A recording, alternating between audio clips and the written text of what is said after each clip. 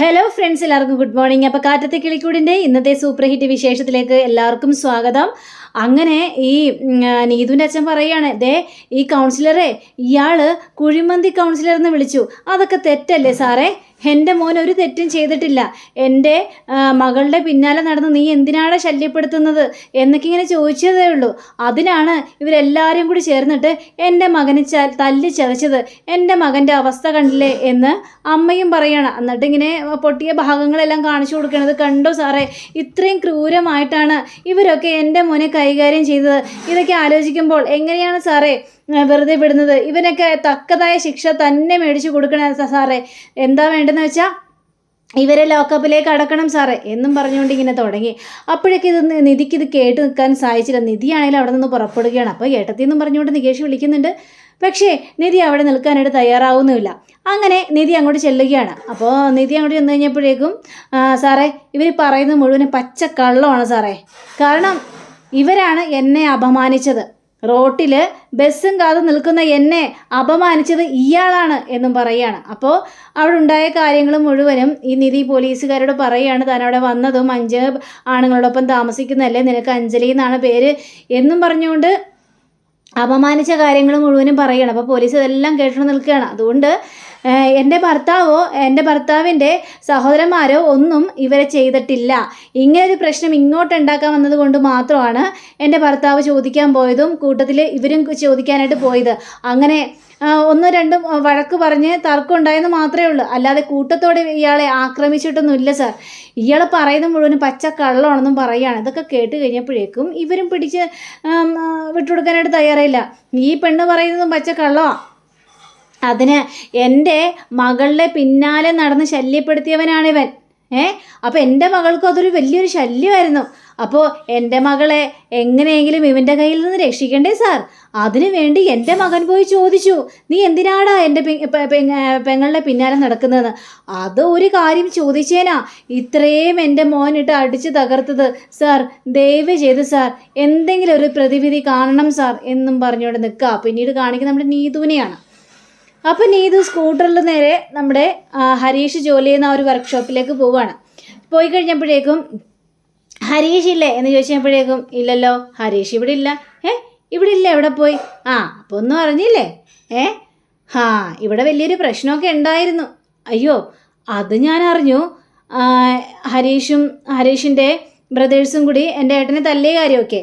അങ്ങനെ വെറുതെ തല്ലൂല്ലെന്ന് എനിക്കറിയാം. അതിൻ്റെ പേരിലേ പോലീസ് വന്നിരിക്കുക വീട്ടിൽ. വലിയൊരു പ്രശ്നമായിട്ടാണ് മാറിയിരിക്കുന്നത്. നിങ്ങളുടെ ഏട്ടനാണ് വലിയ പ്രശ്നം ഉണ്ടാക്കിയത്. അല്ല, യഥാർത്ഥത്തിൽ എന്താ സംഭവിച്ചത് എന്ന് നീതു ചോദിക്കണം. സംഭവിച്ചതോ? ഞാൻ കേട്ടോണ്ട് നിന്നാണ് പെങ്ങളെ. ആ സുധീഷ് ഏട്ടൻ്റെ ഭാര്യയില്ലേ നിധി, ആ ചേച്ചി ബസ്സും കാത്തു നിൽക്കുക. ആ സമയത്താണ് പെങ്ങളുടെ ഏട്ടൻ വന്നിട്ടേ അനാവശ്യമായ രീതിയിൽ പറഞ്ഞത്. നിസ്സാര അനാവശ്യമൊന്നുമല്ല, മറ്റുള്ളവരുടെ മുന്നിൽ വെച്ച് ആ പാവം ചേച്ചിയെ ഒരുപാട് അപമാനിച്ചു എന്ന് പറഞ്ഞാൽ ഒരുപാട് അപമാനിച്ചു. 5 ആണുങ്ങളുടെ ഒപ്പം താമസിക്കുന്നതല്ലേ എന്നൊക്കെ പറഞ്ഞുകൊണ്ട് അപമാനിച്ചത്. ഇത് കേട്ട നീതുവാണെങ്കിൽ ഇങ്ങനൊരുത്തൻ എവിടെയെങ്കിലും പോയി തൊലഞ്ഞാൽ മതിയായിരുന്നു. ഇവനൊക്കെ എന്തിനാണ് വീണ്ടും വീട്ടിലേക്ക് തിരിച്ചു വന്നത്? മനുഷ്യനും കൂടി അപമാനം ഉണ്ടാക്കി വെക്കാനായിട്ട്. എന്നാൽ ശരി ബ്രോ, ഞാൻ പോട്ടെ എന്നും പറഞ്ഞുകൊണ്ട്, അല്ല എങ്ങോട്ടാണ് പെങ്ങളെ പോകുന്നത്? എനിക്ക് ഹരീഷിനെ ഒന്ന് കാണണം, അതുകൊണ്ട് ഞാൻ അങ്ങോട്ട് പോവാ എന്നും പറഞ്ഞുകൊണ്ട് നേരെ ഹരീഷിൻ്റെ വീട്ടിലേക്ക് അങ്ങോട്ട് വിട്ടയക്കാണ്. ഇതേ സമയം തന്നെ ഭയങ്കര തർക്കമെന്ന് പറഞ്ഞു കഴിഞ്ഞാൽ ഭയങ്കര തർക്കം. ഇത് അപമാനിച്ചു എന്നും പറഞ്ഞുകൊണ്ട് നിൽക്കുകയാണ്.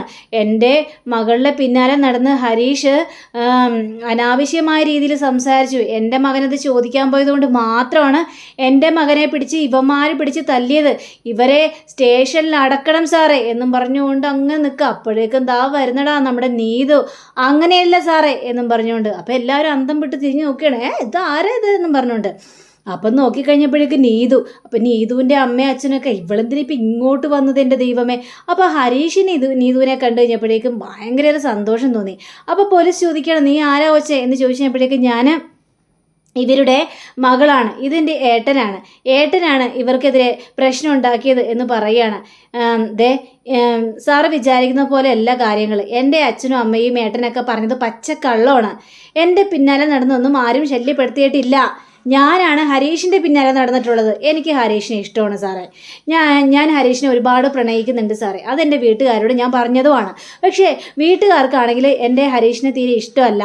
അതുകൊണ്ട് തന്നെ അവരിതിൽ നിന്ന് പിന്മാറണമെന്ന് പറഞ്ഞുകൊണ്ട് എന്നെ ഒരുപാട് തല്ലുകയും അടിക്കുകയും പിടിക്കുകയൊക്കെ ചെയ്യുമായിരുന്നു സാറേ. അതെല്ലാം ക്ഷമിച്ചും സഹിച്ചും ഒക്കെ ഞാൻ നിൽക്കുമായിരുന്നു സാറേ. പിന്നെ ഈ സുധീഷ് ചേട്ടൻ്റെ ഭാര്യയാണ് ഈ ഇരിക്കുന്ന ഈ നിധി. ആ നിധിയോട് അനാവശ്യമായ രീതിയിൽ സംസാരിച്ചത് എൻ്റെ ഏട്ടനാണ്. അതറിയാവുന്ന കാര്യം തന്നെ. അല്ലാതെ ഇവർ പ്രശ്നക്കാരനല്ല സാറേ. ഇവർ ഒരിടത്തും ഒരു പ്രശ്നത്തിനും പോയിട്ടില്ല സാറേ. അല്ലെങ്കിലും സാറിന് പരാതികളെ എപ്പോഴെങ്കിലും ഇവരെക്കുറിച്ച് കിട്ടിയിട്ടുണ്ടോ? ഇല്ലല്ലോ. ഇവർ രണ്ടുപേരും മാത്രമാണ് എല്ലാ പ്രശ്നങ്ങൾക്കും മുതിരുന്നത് എന്നൊക്കെ ഇങ്ങനെ പറയുമ്പോൾ ഇവള് പറയുന്നൊന്നും വിശ്വസിക്കണ്ട. ഇവളെ പേടിച്ചിട്ടായിരിക്കും പറയുന്നുണ്ടാവുക. അപ്പം ഈ അഖിലാണെങ്കിൽ ഒന്നും മിണ്ടാതിരിക്കുകയാണ്. എടാ നീ എന്തെങ്കിലും പറയടാ, നിനക്ക് എന്താ സംഭവിച്ചിട്ടെന്ന് പറ. അയ്യോ സാറേ, ഇവരാണ് സാറേ എന്നെ ഉപദ്രവിച്ചത്. എൻ്റെ പെങ്ങളുടെ പിന്നാലെ നടക്കല്ലേ, എൻ്റെ പെങ്ങളുടെ പിന്നാലെ നടന്നു പോകരുതെന്ന് പറഞ്ഞുകൊണ്ട് ഞാൻ പറഞ്ഞതേ ഉള്ളൂ. അപ്പോഴേക്കും എന്നെ വന്ന് മേത്ത് കൈവെക്കുകയായിരുന്നു സാറേ എന്ന് പറഞ്ഞു കഴിഞ്ഞപ്പോഴേക്കും നീതുവിനും കലി വരികയാണ്. ഇയാൾ പറയുന്ന മുഴുവൻ പച്ച കള്ളമാണ് സാറേ. എനിക്ക് എൻ്റേതായ കാര്യം, എനിക്കിവിടെ ആരെയും പേടിക്കേണ്ട ആവശ്യമൊന്നുമില്ല. എനിക്ക് ആരെയും പേടിക്കേണ്ട കാര്യമില്ല. എനിക്ക് എൻ്റേതായ കാര്യങ്ങളൊക്കെ നന്നായിട്ട് അറിയാം സാറേ. ഞാൻ പറഞ്ഞത് മുഴുവനും സത്യസന്ധമായ കാര്യങ്ങളാണ് സാറേ. എനിക്ക് ഹരീഷിനെ ഇഷ്ടമാണ്. ഹരീഷ് എന്നോട് ഇഷ്ടമാണെന്ന് ഇതുവരെയായിട്ട് അങ്ങനെ പറഞ്ഞിട്ട് പോലുമില്ല. ഞാനാണ് ഹരീഷിൻ്റെ പിന്നാലെ നടന്നിട്ടുള്ളത് സാറേ എന്നൊക്കെ ഇങ്ങനെ സംസാരിക്കുകയാണ്. അല്ലാണ്ട് ഇവർ ഒരു കുടുംബത്തിലൊരു പ്രശ്നമുള്ള ആൾക്കാരല്ല എന്നിങ്ങനെ പറഞ്ഞു കഴിഞ്ഞപ്പോഴേക്കും നമ്മുടെ നിധി പറയാണ്, സാറേ ഞാൻ ഈ വീട്ടിൽ താമസിക്കുന്നത് കൊണ്ട് എനിക്കൊരു കുഴപ്പവും സംഭവിച്ചിട്ടില്ല. പക്ഷെ ഇയാൾ എന്നോട് പറഞ്ഞത് 5 ആണുങ്ങൾ താമസിക്കുന്ന വീടല്ലേ, അതിൽ ഒരു പെണ്ണ് താമസിക്കുമ്പോൾ അതിനെ അഞ്ജലി എന്നാണ് വിളിക്കേണ്ടത് എന്നും പറഞ്ഞുകൊണ്ട് എന്നോട് ഒരുപാട് അപമാനിച്ചു. അത് സത്യസന്ധമായ കാര്യമാണ് സാറേ ഞാൻ ഈ പറഞ്ഞത് മുഴുവനും. എനിക്കാരെയും അങ്ങനെ വിലയിരുത്തേണ്ട കാര്യമൊന്നുമില്ല. പിന്നെ ഇവർ രണ്ടുപേരാണ് നാട്ടിൽ മുഴുവനും പാട്ടാക്കിയിട്ട് ഈ കുടുംബം മോശമാണെന്നും പറഞ്ഞുകൊണ്ട് നടക്കുന്നത്. പക്ഷേ എനിക്ക് ഇതുവരെ ഈ കുടുംബം മോശമാണെന്ന് തോന്നിയിട്ടില്ല സാറേ. ഞാനിവിടെ വന്നിട്ടെ 5-6 മാസമായി.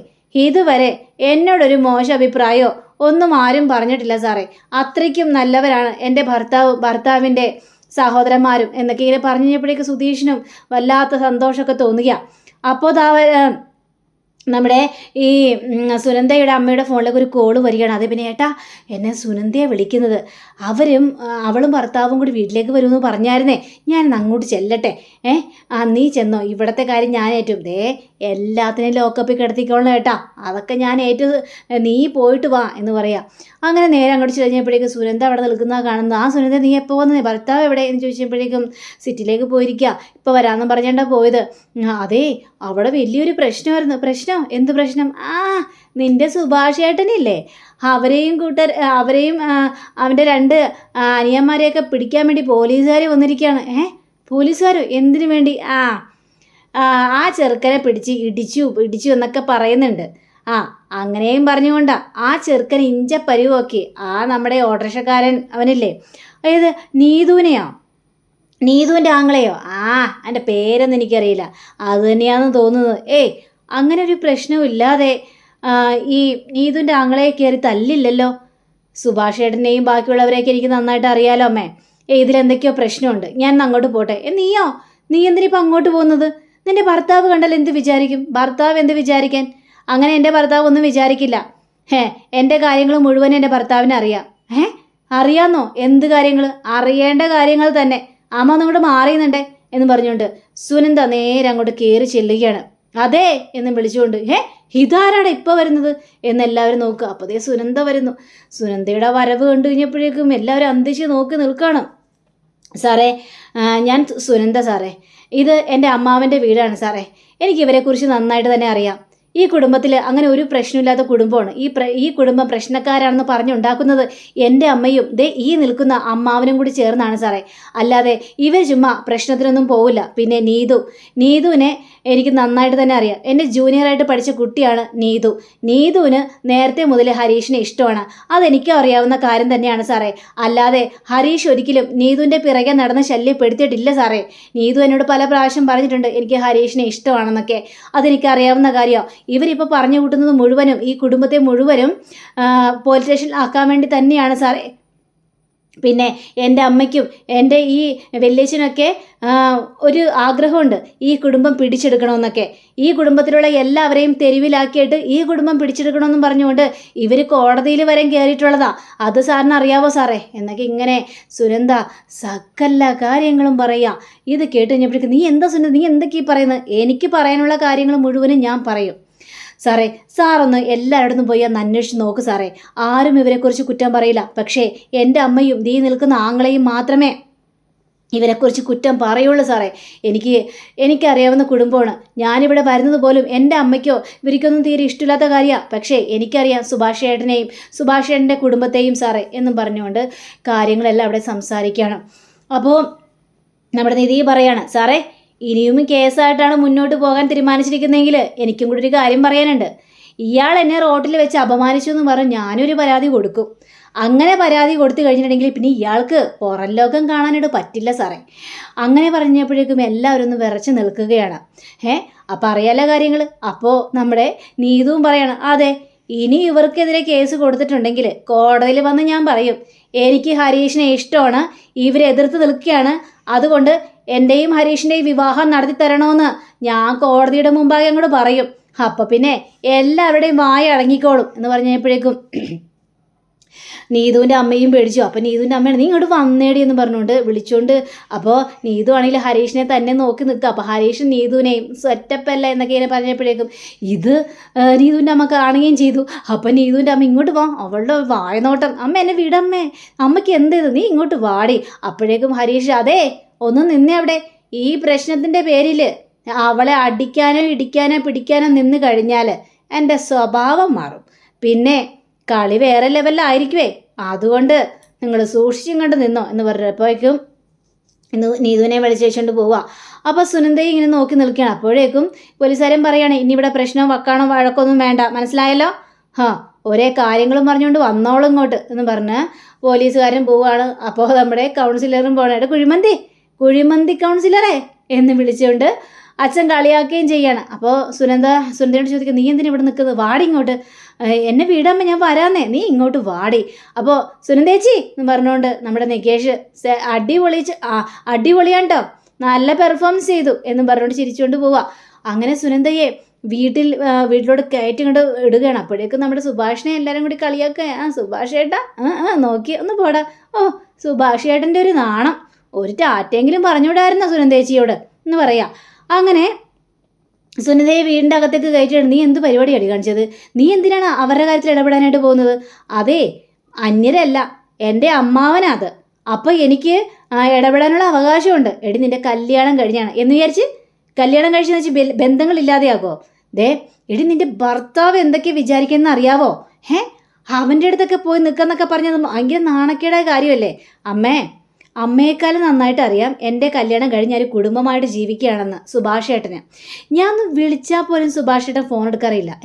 നീ എന്തിനാണ് സുഭാഷിനെ വിളിക്കുന്നത്, അതിൻ്റെ കാര്യം എന്താടി എന്നൊക്കെ ചോദിക്കുമ്പോഴേക്കും എനിക്കെന്താ വിളിക്കാൻ പാടില്ലേ, അമ്മ പറഞ്ഞെന്ന് വിചാരിച്ച് എനിക്ക് എല്ലാ ബന്ധങ്ങളും അവസാനിപ്പിക്കേണ്ട ആവശ്യമൊന്നുമില്ല എന്ന് സുനന്ദ കടുത്ത തീരുമാനം അറിയിക്കുക. അപ്പോൾ അങ്ങനെ കാണിച്ചുകൊണ്ടാണ് ഇന്നത്തെ റിവ്യൂ ഇവിടെ അവസാനിച്ചിരിക്കുന്നത്. അടുത്ത റിവ്യൂവിനെ കാത്തിരിക്കുക, സബ്സ്ക്രൈബ് ചെയ്യുക. എല്ലാവർക്കും നല്ലൊരു ദിനം ആശംസിച്ചുകൊണ്ട് തന്നെ നമസ്കാരം. Thank you. ബൈ.